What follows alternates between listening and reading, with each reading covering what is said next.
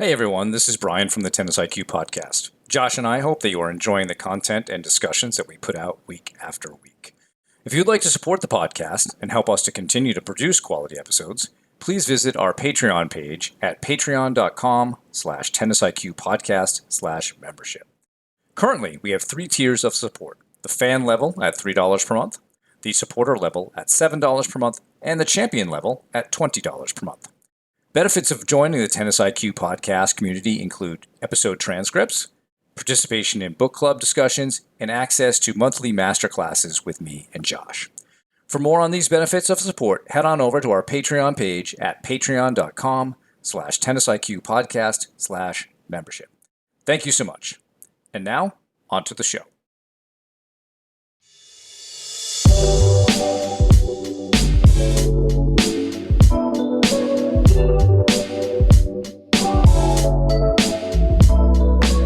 Hello and welcome to the Tennis IQ podcast. I'm Josh Berger.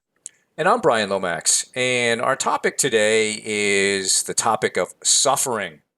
Often thought of as perhaps maybe not the most exciting word, Josh, or something that gets people, sort of happy and positive. But we're going to look at it more from a philosophical perspective first, and how the concept of suffering actually applies to the playing of a tennis match.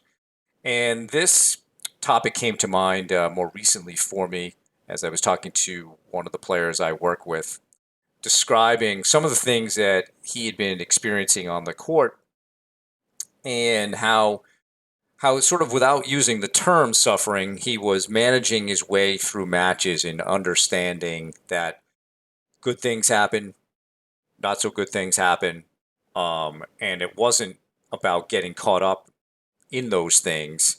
It was more or less moving through them and tolerating them and understanding that was the nature of it. So we then had a conversation about this topic of suffering, and it immediately connected with him that's the nature of the sport. So I thought that this would be good to talk about for our audience, because oftentimes when we engage with players, they don't necessarily understand how the sport really works. I mean, they do, but from an experiential perspective, it's difficult to be able to deal with good things happening, not so good things happening, and try to remain calm and present and get yourself all the way to the end. So what are your thoughts on just the concept of suffering in tennis? I think it's an important concept that everybody has to go through it to a certain extent. Having that understanding that there will be those ups and downs. I know we've talked about this concept a lot, or we've talked about this concept that there will be ups and downs, that there will be breaks of serve, and you will lose matches, and there always are those ups and downs. And this word inevitable has come up a lot because, or I feel like that's a word I often use in connection with that, because I really feel like there is a certain inevitability to these sorts of things happening, right? Nobody goes through their tennis career without these down periods, without whether that's in a match, right, where maybe you feel like, okay, my game, my level has slipped, whether that's over the course of a career or over the course of a season. There are always ups and downs. So I think being ready for them, expecting that, expecting to have to suffer, in some extent. And I think we can also think about how that word is used, because it's, as you said, it's different from maybe the general usage of that word in our society. But no, I think being ready for that makes it just so much easier when you're actually in that moment. If you've done the work ahead of time, if you've prepared ahead of time to suffer, to be dealing with this turbulence, and then you have the skills to be resilient in that moment, and you can have perspective about a situation as it's happening. It's so much easier to handle. And maybe to bring some more context to the word suffering, Josh, because what we mean by it here, because we do want to give it the sort of the correct meaning that we're looking for. And I think one way to do that is let's first tie it to sort of some of the basics of Buddhism, because there is a concept of suffering in life. And, tennis in some ways mirrors life, right? It's a microcosm. It's a way for us to train ourselves for the more difficult challenges that we may face in life. Maybe, bigger stakes are on the line. So I'm going to quote from an article, Basics of Buddhism, from pbs.org. It says, more simply put, suffering exists. It has a cause, it has an end, and it has a cause to bring about its end. The notion of suffering is not intended to convey a negative worldview, but rather a pragmatic perspective that deals with the world as it is and attempts to rectify it. And I think that last part is really important from a tennis perspective, is that what we've described as the ups and downs of a match, that is reality. We would prefer perhaps that it wasn't, but it is. And so we have to come to accept the nature of things, the nature of how a tennis match will go, rather than fighting it. Yes, we would all love to play brilliantly from the beginning to the end, never lose a point, hit, 20 aces in a match, all these things. We would prefer for that to happen. The likelihood of it happening are very small. And this is something that I think one player in particular has really embraced, and he's used this word many times, is Rafael Nadal. And he notes his embracing of the fact that tennis match is suffering through the pain, maybe both physical and emotional pain, but trying to enjoy that process, trying to be proud of yourself when you do get through it. And I think psychologically, what we have a hard time dealing with, Josh, is that in tennis, as in life, we're often gravitating toward immediate gratification. And in as I know you've said this many, many times on this podcast, right? That tennis gives you instant feedback. You either won the point, lost the point, made a mistake, hit a great shot, right? And you're getting that instant feedback. So that's like instant gratification, the immediate gratification. Yet the ultimate prize in tennis is not just what happens in that point. It's really, can you get through this process all the way to the end and get the ultimate gratification of finishing the match somehow. And on that path, that's where the suffering occurs. That's where the physical pain occurs, the emotional pain. And I think the more that we as players, coaches, learn to accept that that is the nature of the match, that is how it is, can we accept it? And then learn to embrace that, possibly even enjoy that struggle, we'll be able to be, I think, calmer throughout the match. And I think what is really important, especially in close matches, is that that approach will allow you to be calmer and more present in the end when opportunities may present themselves, say at 4-4 or 5-4 in a third set. The more that you're calm and present and have been through the pain of getting to that point, and done better with that, you'll be able to see the opportunities more clearly. You'll be able to make better decisions about what to do next. One of the players I work with, he was in a situation like this over the weekend, and he was actually down 5-4 in the third set. And he's one of the players I had talked to about this concept of suffering, and he was embracing that. And his opponent was serving for the match at 5-4.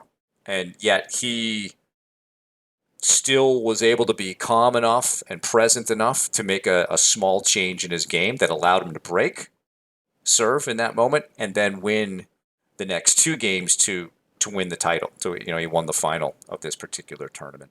But he couldn't have done that without understanding the nature of how the sport works, because you could easily look at being down a break in the third and your opponent serving for the match as, oh, this sucks. worked so hard to get here, and now I'm going to lose. And but he didn't look at it that way, right? And he just fought back, and he understands like a Rafael Nadal who's come through so many difficult matches in the end to come out on top. And that's how a guy like Nadal does that. Is he's able to understand the reality of the way this works, and by staying more present and more calm in those moments, he can capitalize on opportunities in the end. Yeah, no, I think there's a lot of truth to the idea that when you're in that, after having been through that suffering, after having been through those ups and downs, those times where maybe you served for a match or you served for a set and were broken, um, the things have a way of turning around or of continuing to go up and down or continuing to fluctuate. So if you're in the right present, the right state of mind, then you can capitalize on it. If you're frustrated, if you're at if your opponent is serving at 5-4 and you're so frustrated about being in that position, and your self-talk is really negative and you're not aware enough to notice, hey, what are the dynamics of the match right now? What is my opponent doing? What are maybe some weaknesses or some vulnerabilities that I can try to capitalize on? Maybe my opponent's really tired at this point. Um, Maybe I haven't been utilizing a certain tactic enough that I plan to use going into a match, or something I picked up during the match. If you are if from an emotional standpoint you're so wrapped up in what's been happening, then you're not able to capitalize on that moment, and you're not being present. I think being present has a lot to do with this, and obviously, also with Buddhism and mindfulness. I think there's certainly a lot of connection there. But I think, by being present in this moment after that suffering has taken place, then we're able to really be aware of what is going on, and then you're able to the best of your abilities, try to capitalize, try to make decisions that can, hopefully give you a better chance to be successful. I actually think back to somebody that I've been working with, a non-tennis player, a soccer player actually, and they were telling me recently that they'd make a mistake. Maybe they'd miss a shot, for instance, and then they'd be very focused on trying to get it back, trying to sort of get it back, or Yes. trying to, improve on, change what had happened almost by making up for it the next play. Yeah, And I I've heard a see lot of that this. from soccer players, Josh. That's very common. Yeah. Yeah, yeah. And we had a conversation about how in reality there is no way to get it back because it's happened. It's done. The play happened, you missed the shot, and it's over. There's no way to get it back or to make up for it. All that you can do is to reset and start really focusing on the next play. And if you're so focused on what happened, then it's going to impact your ability to play well in that next play. And the same is absolutely true in tennis, where rather than something like soccer, where maybe you have, like a forward, for instance, they take a shot and maybe they don't have another opportunity like that for another 5 minutes, or maybe it's 20 minutes. In tennis, there always is that next point coming. You might be down love 40 in that point. The score might be totally different in the next time you have an opportunity, the next time a point starts, but there's always that next point. So recognizing that there's no way to get it back, there's no way to make up for it, but we have to be present, and you know by being present, we're able to give the next point the attention that it deserves, right? And I know this is something you've talked about, Brian, a lot, that next point really being the most important point of the match. And that's something I've talked to people about it as well, because it really is the only one that we have any sort of control over or impact over. So I think that this connects to that concept of suffering, just understanding that despite all those ups and downs, despite everything that's happened, we need, in order to be the best competitors we can be, we need to put ourselves in a position to be able to disregard all of that, disregard whatever's happened up to this point, and be fully present, be fully here in the here and now in this moment, in order to give ourselves the best chance, and in order to play that next point with the awareness of and maybe the learnings from what has happened up to this point and what has happened, in this match and maybe before this match, and really have that third level tennis IQ where I'm not just focused on myself and I'm not just focused on my opponent, but I'm focused on all these dynamics. But we can only get there by really putting that last point behind me and that the rest of the match, everything that's led up to this point behind me, and really being present and focusing on now in this upcoming point. The concept of making up for a mistake that you brought up with the soccer player is very interesting because if we stay with soccer for a moment, oftentimes when players do that, they actually compound the original mistake. They might, foul and make it even worse. And so in tennis, maybe we don't exactly do that, but maybe we do. Maybe we end up making another mistake on the next point because we're still so concerned with the mistake on the last point or whatever bad happened, right? And by not understanding sort of the nature of the way the sport works, we can actually end up making more mistakes and make the suffering even more difficult. So I think that's a great analogy, Josh, to bring in. Great perspective.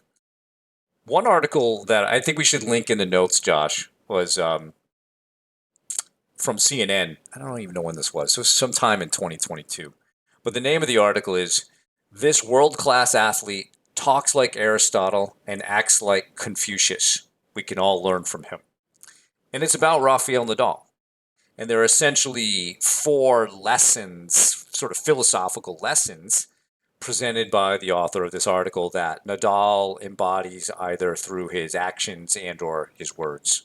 And lesson number one is embrace your suffering. And it talks about a story at the 2022 Madrid tournament where Nadal played David Goffin, and Goffin had 4 match points against him.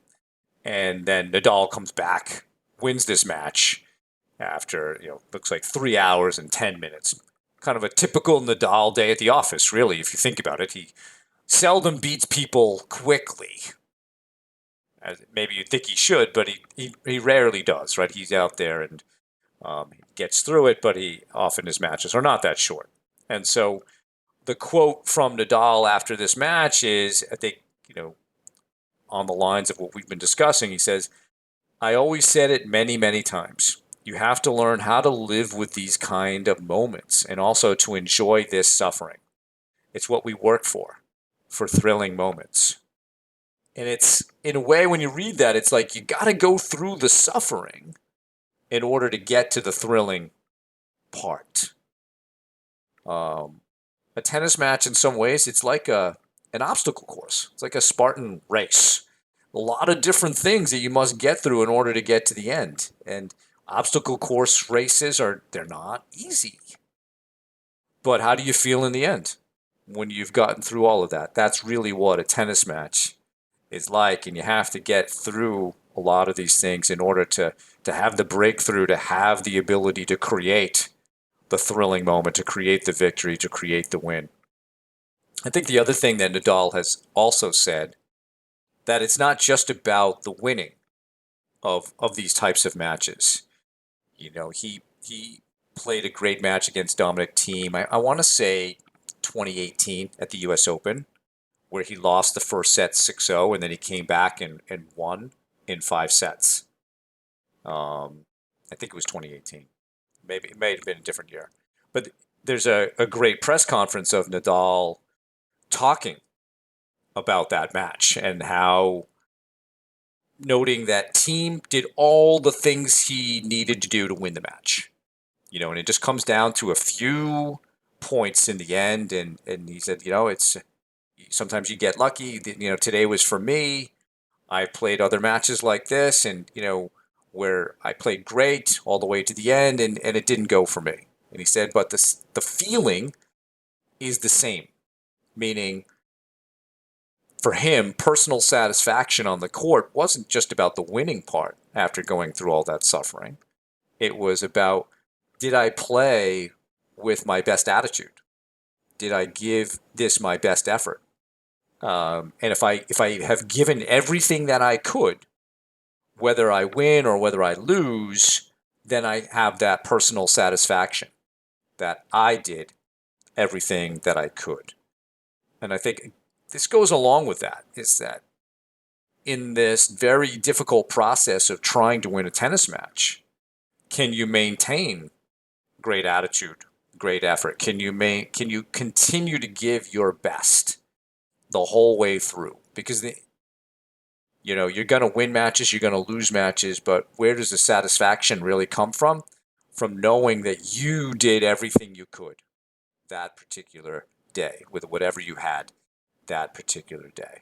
So I think Dahl's a great guy to learn from. He's almost like sort of our resident professional tennis philosopher in many ways, in listening to him talk about these things. So, very good article. There are other lessons in here from philosophy that Nadal embodies. So, we'll link to this in the show notes.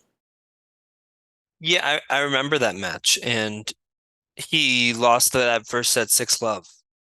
And I think I would ask whoever's listening, and I know I've asked other people this in the past, what is your what is your state of mind after losing a set 6-love? For most people, it's not very positive. Most people are very self-critical, maybe swearing at themselves, maybe they're throwing the racket, maybe they're, saying things out loud. Um, And, it's obvious that there'd be some level of frustration for anybody losing a set 6-love. It can feel humiliating. It can feel certainly frustrating, disappointing. You could feel like your game has let you down.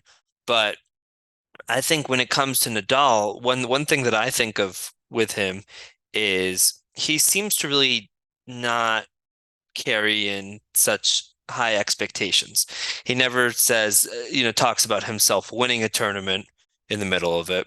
He always goes in giving each opponent such credit and, saying, hey, I know I have to play my very best to have a chance against this opponent. And oftentimes this opponent is ranked a lot lower than him. He has currently dropped out of the top 10, but he's been in the top 10 every single week since 2005, I believe, and which was a record, I think like 900 something weeks. So he's often would talk about players ranked significantly lower than him and talk about, how he would have to do his best, how he, had respect for them. And he didn't have these expectations. He doesn't have these expectations that I should be winning these tournaments. I'm supposed to win these tournaments. Okay, now it's clay court season. Okay, I should win Roland Garros again. And I think so many players, maybe, most players go into matches with expectations and tell themselves, okay, this should be easy, or I'm supposed to win this match 6-0, 6-0, or I'm supposed to not lose too many games here. And then when it's not like that, when, okay, I'm telling myself I should win 6-0, 6-0 because this person has a lower UTR than me, and then all of a sudden it's a tight first set or it's a tight match or I lose a first set, I think the vast majority of people, rather than looking to dig in and maybe embracing that challenge and embracing that suffering that comes along with it, they that those unfulfilled expectations turn into frustration and disappointment, and then they let that out in different ways. They let that out through their body language, through their self-talk, sometimes through their decision making. Sometimes you see players tank. Maybe they stop moving their feet. Maybe they stop, really trying to give each point their full effort. And I think if we can go in expecting that we're going to have days where we're not at our best, we're going to have days and matches where we're just not playing our best game. We're gonna have parts of matches as well where we're not playing our best. But a big part of being a tennis player is withstanding that suffering, is withstanding whatever our opponent throws at us and trying to be a little bit better than our opponent on that day. And that doesn't take perfection. It does not take perfection. There's a famous sports psychology book, Golf is Not a Game of Perfect by Bob Rotella. And tennis is the exact same way. Tennis is not a game of perfect. I think a lot of perfectionists or people with perfectionist tendencies find their way into sports like tennis and golf because of that individual nature of the sport. But it's certainly not a sport of perfect. It's certainly not, and it's also not a matter of, okay, my forehand is 8 out of 10 today, and my volleys are 6 out of 10, and my serve is this, and my backhand is this, and I'm adding up my characteristics and I'm comparing that to an opponent. That's not how the sport works. It's not about who has better strokes on a particular day. It's about who wins the last point, who wins the match, right? And understanding that we don't have to be perfect, understanding that those ups and downs are inevitable, understanding that on some days you will physically be at a higher level than others. I think having those understandings, having that awareness makes it so much easier to handle those moments when they happen and in a certain way embrace them so that you can be fully present, fully there in that moment and give yourself the best possible chance. Some of my favorite matches that I have played, Josh, the ones I'm almost more proud of, are the ones where I've played poorly or it's been a rather ugly match, but I managed to get through it.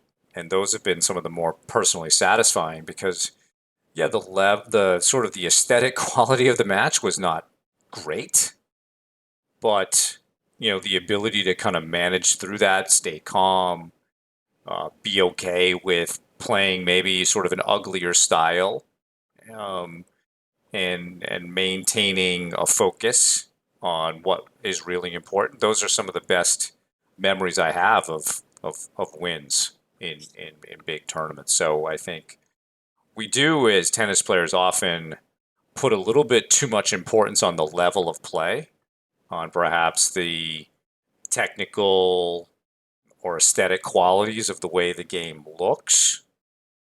Um, and when you watch a guy like Roger Federer, who looks so balletic out there, so graceful, it's hard to not fall in love with that style of tennis. But many of us are not able to replicate that, and that's just him.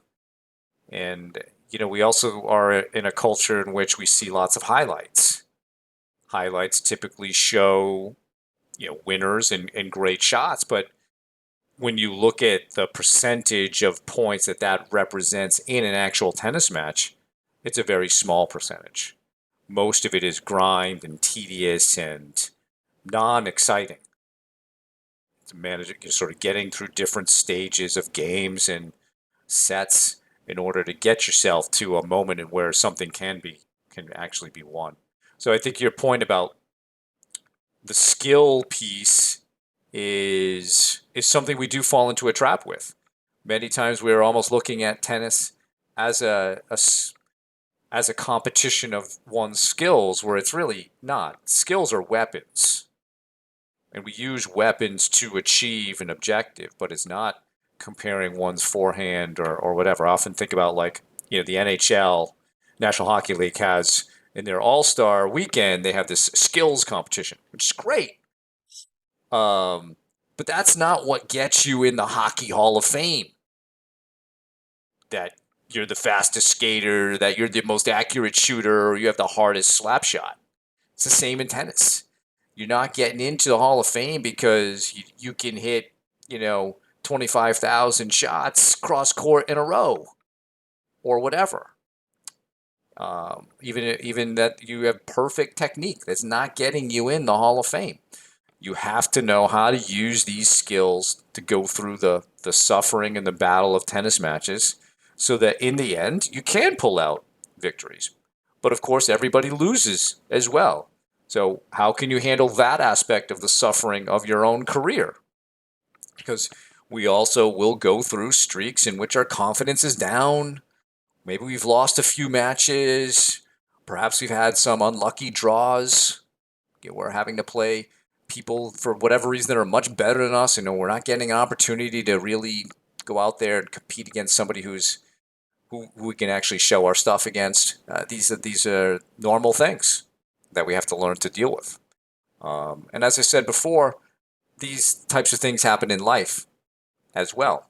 And life is, kind of this challenge, this suffering. Things are not going to be perfect. Things are not going to be always exactly as we wish. But can we do like what Nadal says and bring your best effort, great attitude, and understand the nature of life, the nature of reality, the nature of the process of trying to win a tennis match. And when you do that, then you're going to have a much, not easier time, but I suppose it would be much easier than fighting the reality of how it works. Absolutely. I I wanted to go back to something that you said earlier about some of those most satisfying wins being maybe matches where things didn't go your best, or maybe it wasn't there weren't the moments where you necessarily played your best throughout the match. And I think I would 100% agree with that. And I think I can think back to certain matches in particular where maybe I started off the match not playing great, or I lost the first set. And I really had to fight. I really had to utilize some of my skills, my mental skills, my physical skills. I had to, I had to really apply all of that.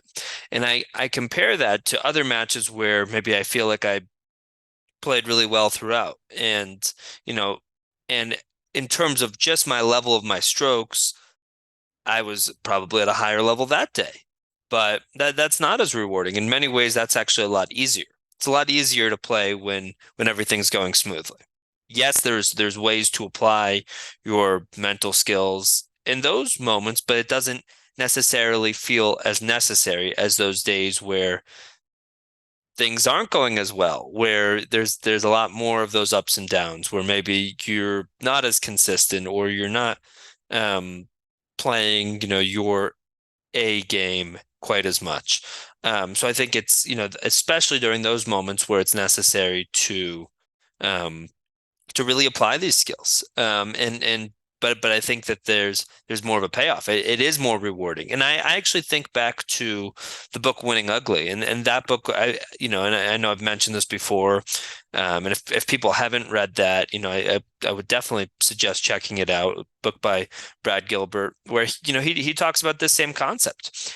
And I think he is an exemplary person to be talking about it as well. Somebody who was known for not having the best strokes in the world, and got all the way up to the top of the game, got all the way up to number 4 in the world. Beat just about all the top players, got into coaching as well, and really, I think understood this concept, quite well, and just understood that you don't have to be playing your best on a particular day to win. And I think we see this at the highest levels of the sport, whether it's Nadal, whether it's other players, and how they're able to fight, how they're able to put things behind them, how they're able to still win with their B game or their C game, or maybe worse on certain days. Um, but they what they do is they give themselves a chance. After Nadal lost that set 6 love, it would have been very easy to just say, you know what? It's not my day. I don't have my strokes. Dominic Thiem is hitting that one-handed backhand too well today. You know what? It's not my day. And I think most players probably would have done that, or some variation of that.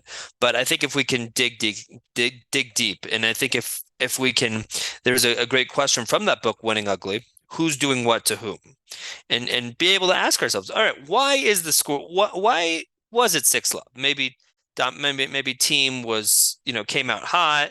He was, really striking the ball well. Maybe Nadal's timing wasn't quite there, which is kind of what I recall of that match, sort of a combination of things. And oftentimes it is a combination of factors. So if we can first, try to really understand, why is the score the way it is? What's actually happening out there? Is it my opponent? Is it me? Is it oftentimes some combination? And really understand that, and can we also, and I think this also fits into what we're talking about with suffering and being aware and some of these sorts of concepts, these concepts that more so originated with some of these Buddhist ideas. Can we look at things objectively? Right? I think most times when people lose a set six love, or you are down to somebody that you think you should be beating, it's tough to look at things objectively in that moment. We tend to look at things through our own eyes and put our own spin on it. But if we can look at things objectively and almost take ourselves out of the situation and imagine that we're watching from the stands or watching on TV and ask ourselves, why is the score actually the way it is? What actually is happening out there? Can I broaden my perspective and be aware enough to understand the dynamics of the match and understand what's actually happening? Then it's a lot easier to make adjustments. Then it's a lot easier to understand that your opponent might not be able to maintain their level. Also, once again, the dynamics can change.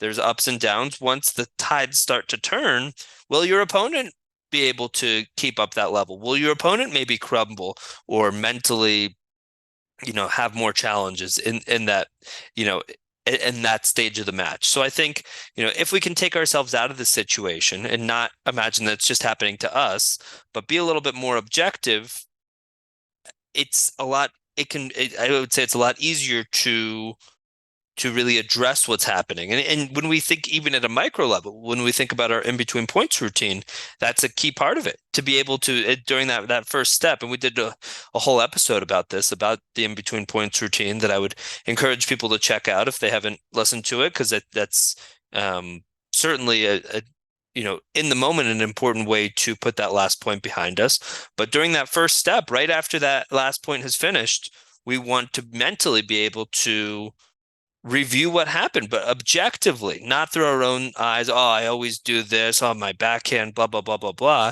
But can we think of it from an outsider's perspective? Can we be objective, non-judgmental about what happened and really try to notice what happened and try to learn from it?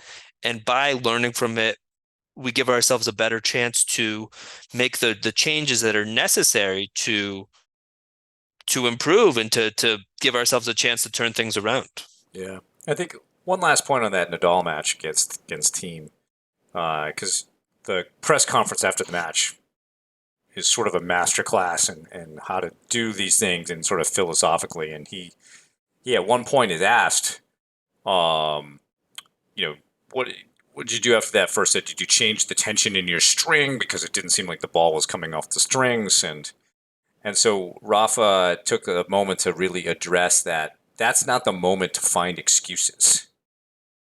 Which, again, if you don't understand the nature of the way the sport works, you can start looking for all these reasons why you're not playing great. And he said, I'm not the guy to look at the string or the racket or the box. I'm the guy to look at myself and to understand what's going on. And you used the right word, Josh, that he used, which was the dynamic. I think the dynamic of the match was, yeah, he wasn't feeling the ball, he wasn't timing it well, but he was also playing way too far behind the baseline and letting team move him around too much, right? So he said, all right, I had to change the dynamic. I had to come in closer to the baseline and I had to be more aggressive. And yeah, then he goes on to win that second set 7-5. But the key was that, he wasn't looking for excuses. He was looking for ways to change the dynamic, things that he could do better. And he noted that at 4-0, he said, all right, let's just finish this set and start the next one. And when we have difficult sets like that, you have to come up with perspectives that, whether they're real or not, doesn't matter, but that they're productive for you. Perhaps it's like, okay, I'm warmed up now. Got all the bad stuff out. So a 6-0 set, that's fine. Let's go. Let's start from zero. That's the beauty of tennis in this sort of format of 2 out of 3 or 3 out of 5. You get to go back to zero. Imagine if this was a match where it was a 12-game pro set or something. Like, now you're down by 6. You're gonna be down by 6 the whole time. Really hard. If the objective is to get to 12, and you have to win 12 games and the other person only has to win six. Very different than the sets, right? Because now the games are less important. All right, yeah, you lost 6-0. Doesn't matter whether you lost 6-0 or 7-6, you're still down one set. So who cares? Move on, right? And you have to have productive perspectives that allow you to move on to that next moment and put it in the right context. So for Nadal, it's like, all right, let's just finish the set and get started on the next one, where I'm going to change the dynamic and try to play better. And he did. You know, in the end, I think he won that match in a fifth set breaker. Um, and yeah, he did. He changed everything. So I would actually, maybe we can also link to that, Josh, in the show notes, is the this press conference. First, like 5 minutes are like philosophical gold for tennis players.